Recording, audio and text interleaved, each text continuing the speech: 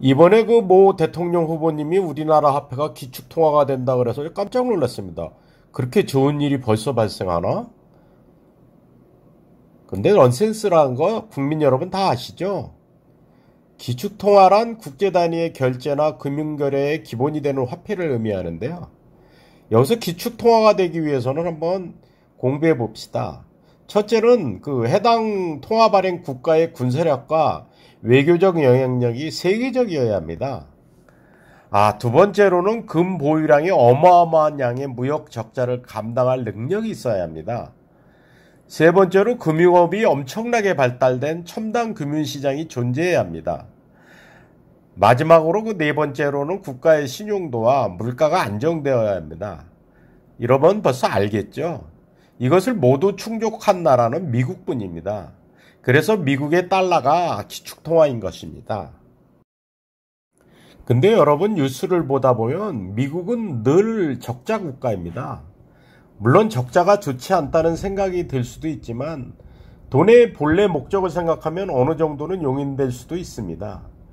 별 가치도 없는 것을 신용을 바탕으로 진짜 가치 있는 것으로 바꿀 수 있기 때문입니다. 정말 강력한 시장을 지니고 있다면 세계를 구매하는 편이 유리한 겁니다. 달러로 세계를 구매한 미국은 천조국의 국방비를 지출하고 있습니다. 뭐 대통령 후보가 적자가 좋다고 하던데 그것은 기축통화가 이었을 때 용인되는 거지 우리나라 같이 적은 나라에서 용인되는 것은 아닌 것 같습니다. 여기서 참고로 기축통화와 무역통화에 혼동하기 쉽지만 기축통화는 단순히 무역거래에 쓰이는 것만을 말하는 게 아닙니다. 세계적으로 통화 신뢰성이 높으면서 충분한 유통량을 지녀야 기축통화를 할 수 있습니다. 일단 그 외환보유고에서 각국은 미국 달러를 기본으로 하고 있습니다. 유로 파운드는 유럽 지역에선 잘 취급되지 않고 반대로 엔화도 동북아시아를 벗어나면 통화량 조정을 위한 목적 외의 외환보유로는 비율이 매우 낮습니다. 그렇기 때문에 각국에서 자국 통화 가치를 담당하기 위해서는 의무적으로 보유하는 화폐는 전 세계가 공통적으로 봤을 때 미국 달러 한 종류입니다. 여기서 미국 달러가 세계 경제를 움직이는 기축통화라는 사실은 미국 정부에 있어서는 거대한 딜레마로서 적용하고 있기도 합니다. 어떠한 화폐가 기축통화가 되기 위해서는 어마어마한 무역 적자를 보지 않으면 안 되는데 문제는 미국 정부 입장에서 보자면 국제 무역에 있어서 자국의 무역 적자를 보는 것을 절대로 인정할 수 없는 상황이 발생하는 것입니다. 이러한 딜레마는 그 미국 우선주의를 천명한 도널드 트럼프 행정부에서 더욱 강화되었습니다. 도널드 행정부의 미국 우선주의에 따르면 미국은 국제무역에 있어서 절대 무역자를 보면 안 되고 보아서도 안 되는 무조건적으로 흑자만 보아야 되는 나라였고 정부의 무역 관련 정책은 미국이 일절의 무역 적자를 보지 않는 무조건적인 흑자만을 보도록 유도하는 것을 최종 목표로 삼았었습니다. 문제는 미국 달러가 세계 경제의 대표적인 기축통화인 이상 미국은 어찌되었든 간에 무역자를 감수하지만 안 된다는 그 치명적인 모순이 발생하는 것입니다. 이 때문에 그 트럼프 행정부의 미국 우선주의가 사실은 미치광이 전략으로 세계에 나사빠진 태도를 긴장시킨 걸 의도한 천재적 발상이 아니라는 유머 아닌 유머가 나옵니다. 단순한 유머로 치부하기엔 너무나 무섭고 묘한 현실감이 있는 이야기이긴 합니다. 여기서 역사적으로 보면 그 과거 기축통화는 그 귀금속이 대부분이었죠. 근대 이전까지는 강대국이라 해도 해당 지역 주변만 실질 영향권에 넣을 수 있었기 때문에 그 범위를 벗어나면 화폐의 액면을 거래되는 게 아니라 화폐에 들어간 기금속의 중량에 따라서 거래되었죠. 그래서 고대 로마의 금화가 아프리카 밀림에서도 발견되는 것입니다.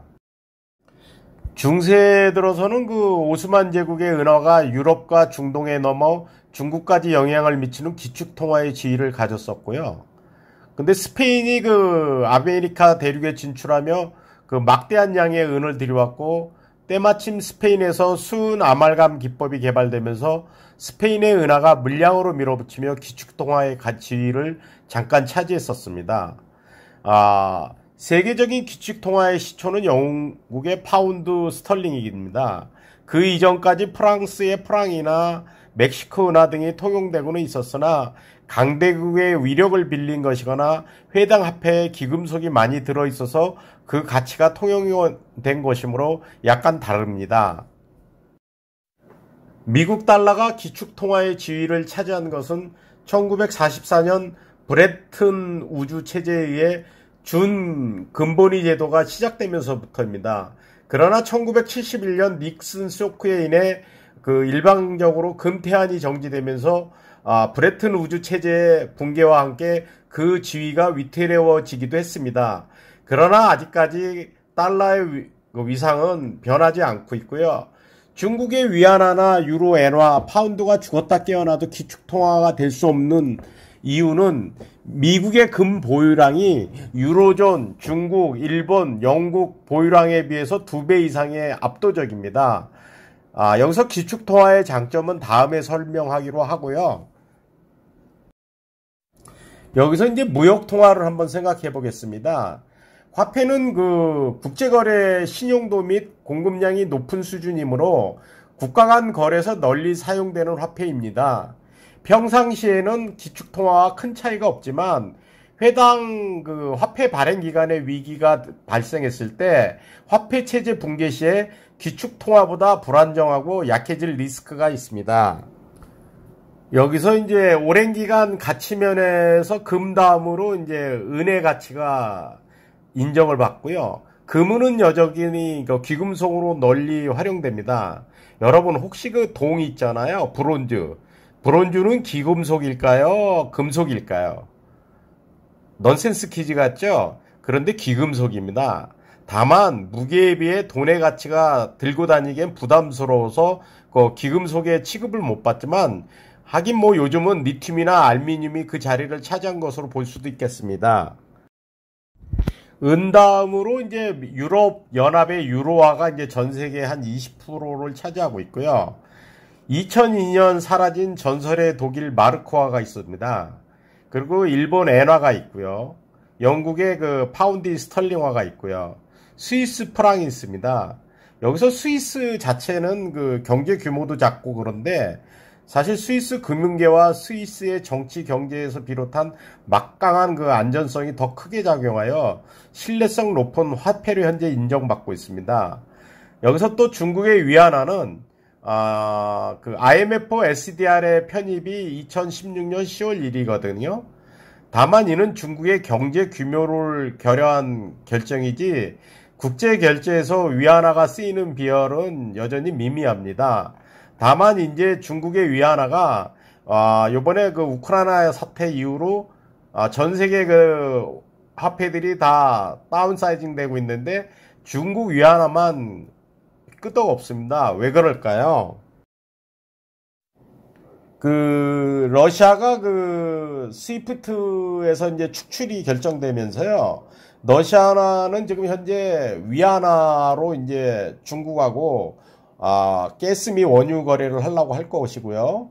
또 러시아인들이 좀 비트코인들을 대량 매수하고 있어서 비트코인이 또 폭등하고 있는 것 같습니다.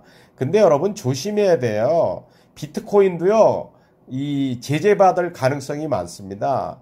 미국이 향후 가상화폐 거래소를 제재 대상에 올리는 추가 제재에 나설 가능성이 거론되고 있고요. 또 미국과 중국, EU, 이 강대국들이 국가가 용인되지 않는 가상화폐를 용인 안 합니다. 결국엔 미국, 중국, EU가 디지털 화폐를 지금 벌써 거래하고 있고요. 전 세계적으로 CBDC, 센트럴 뱅킹 디지털 커런시라 그래갖고 지금 비트코인이나 이더리움 같은 디지털 법정 화폐처럼 만들려고 하고 있고요. 전 세계가 지금 중앙은행이 블록체인 네트워킹을 활용해 발행하려고 준비 중이기 때문에요. 여러분들 가상화폐 거래는 뭐 본인의 재량에 알아서 하겠지만 당분간은 서로 주고 팔고 사고 하다 보니까 거래가 되니까 이익이 되고 비용이 발생하고 손해도 볼 수 있지만 조심해야 된다는 거는 분명히 알아야 될 것 같습니다. 자, 지금까지 이거 기축통화에 대해서 생각해 봤는데요. 뭐 제가 여러 가지 공부를 좀 미진한 부분도 있지만, 한번 들어주셔서 감사하고요. 다음에 더 좋은 그 아이템으로 찾아뵙겠습니다. 감사합니다.